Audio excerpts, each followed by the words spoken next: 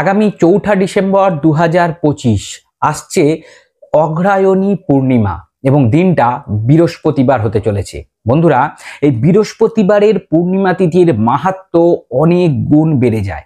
তাই এই দিন বিশেষ কিছু উপায় আমাদের জীবনের বিভিন্ন ধরনের আর্থিক দুশ্চিন্তা থেকে যেমন মুক্তি দিতে পারে, নিয়ে আসতে পারে সংসারে সুখ, শান্তি, সমৃদ্ধি।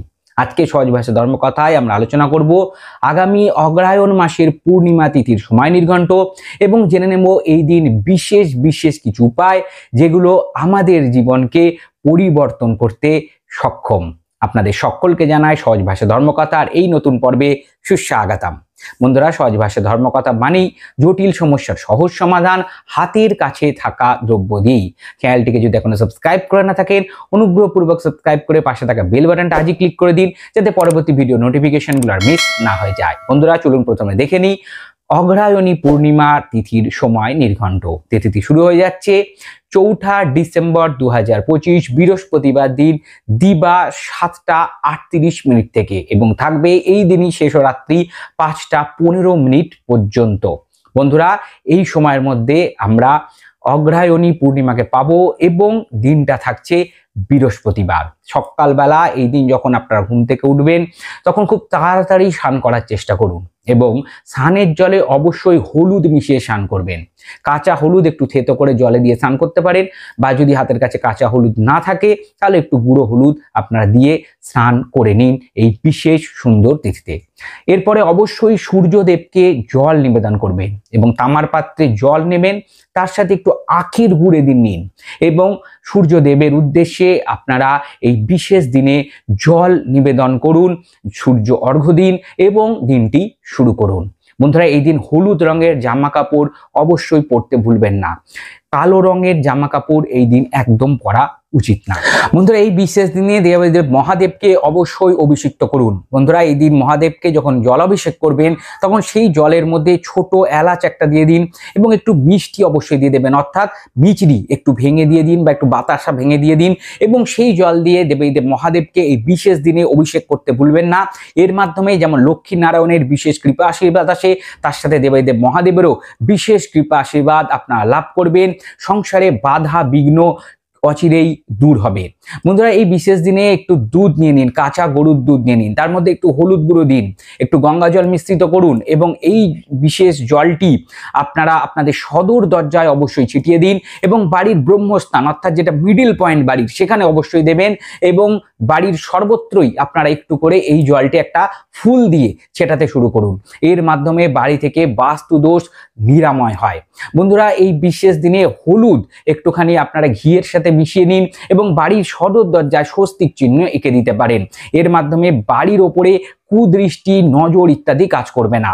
বন্ধুরা, এই দিন অশ্বত্থ গাছের বিশেষভাবেই আপনারা পুজো অর্চনা করবেন। এর মধ্যে আপনারা অশ্বত্থ গাছকে অবশ্যই জল, দুধ এবং মিষ্টি অবশ্যই নিবেদন করবেন, অর্থাৎ একটু গঙ্গা জল নিয়ে নিন বা শুদ্ধ জল নিয়ে নিন, তার মধ্যে একটু কাঁচা দুধ দিয়ে দিন এবং একটু মিষ্টি জাতীয় দ্রব্য ওর মধ্যে মিশিয়ে দিন, একটু কালো তিল দিয়ে দিন এবং জলটি আপনারা অশ্বত্থ গাছে নিবেদন করুন এবং অশ্বত্থ গাছেই আপনারা 5 রকমের মিষ্টিও এই দিন নিবেদন করে দিয়ে আসতে পারেন। বন্ধুরা, এই বিশেষ তিথিতে আপনারা হলুদ রঙের ফুল অবশ্যই বাড়িতে লক্ষ্মী নারায়ণকে বা শ্রীকৃষ্ণকে, গোপালকে অবশ্যই নিবেদন করবেন। বন্ধুরা, এই দিন হলুদ রঙের মিষ্টি, সাদা রঙের মিষ্টি আপনারা বাড়িতে লাড্ডু গোপালকে বা শ্রীকৃষ্ণকে অবশ্যই নিবেদন করতে পারেন। বন্ধুরা, এই বিশেষ দিনে কিছু দান ধ্যান করা উচিত, বিশেষ করেই চাল, দুধ, নারকেল এই জাতীয় দ্রব্য আপনারা যে কোনো মন্দিরে গিয়ে বা কোনো দরিদ্র ব্যক্তিতে যার প্রয়োজন আছে তাকে দিতে পারেন। শীতের বস্ত্রাদিও এই দিন আপনারা দান করতে পারেন দরিদ্র ব্যক্তিদের। বন্ধুরা, এই বিশেষ দিনে সন্ধেবেলা আপনার প্রদীপ প্রজ্বলিত করতে ভুলবেন না। এই প্রদীপ ঘিয়ের প্রদীপ হবে এবং এর মধ্যে একটু গুঁড়ো হলুদ দিয়ে দেবেন এবং এই বিশেষ প্রদীপ দুটো স্থানে অবশ্যই জ্বালাতে হয়। প্রথম তুলসী গাছের সামনে আপনারা অবশ্যই প্রদীপ নিবেদন করবেন এবং বাড়িতে ঠাকুর ঘরে যেখানে লক্ষ্মী নারায়ণের বিগ্রহ প্রতিষ্ঠিত আছে বা শ্রীকৃষ্ণের বিগ্রহ আছে, শ্রী রাধিকার বিগ্রহ আছে, লাড্ডু গোপালের বিগ্রহ আছে, সেখানে আপনারা অবশ্যই প্রদীপ জ্বালান এবং ওম ক্লিম শ্রীকৃষ্ণায় নমঃ, ওম ক্লিম শ্রীকৃষ্ণায় নমঃ এই মন্ত্র অবশ্যই জপ করুন এবং আপনাদের মনস্কামনা জানান, অচিরেই সেই মনস্কামনা পূর্ণ হবে। বন্ধুরা, এই অগ্রহায়ণী পূর্ণিমা বৃহস্পতিবার দিন আপনারা বাড়িতে অবশ্যই পায়েস রান্না করুন করুন এবং সেই পায়েসের ওপরে অল্প একটু কেশর দিয়ে দেবেন এবং সেই পায়েস আপনারা মা লক্ষ্মীকে নিবেদন করবেন এবং তারপরে ছোট বাচ্চা যারা মেয়েরা আছে তাদেরকে অবশ্যই দিতে পারেন এবং বাড়ির সকলে একসাথে বসে সেই প্রসাদ অবশ্যই গ্রহণ করবেন। এর মাধ্যমে বাড়িতে সুখ স্বাচ্ছন্দ্য সমৃদ্ধি পারস্পরিক ভালোবাসা বৃদ্ধি পায় এবং তার সাথে আর্থিক উন্নতিও বজায় থাকে বাড়িতে।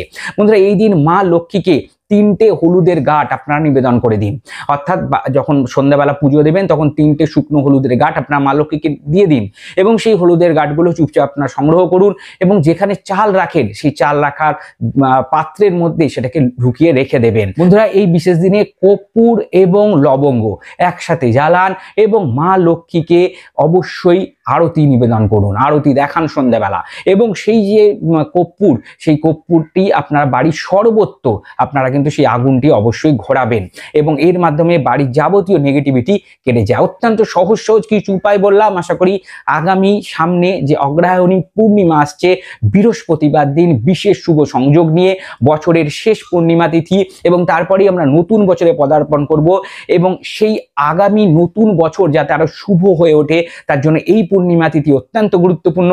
আপনারা এই বিশেষ উপায়গুলো কিন্তু করতে ভুলবেন না। আর সামনে 2026 সালে কি কি উপায় করা উচিত সেই বিষয়ে আমরা নতুন পর্ব নিয়ে আসবো। অবশ্যই সহজ ভাষায় ধর্মকথাকে সাবস্ক্রাইব করুন, পাশে থাকা বেল বাটনটা ক্লিক করে রাখুন যাতে সেই সমস্ত ভিডিও নোটিফিকেশনগুলো আপনাদেরকে মিস না করে যায়।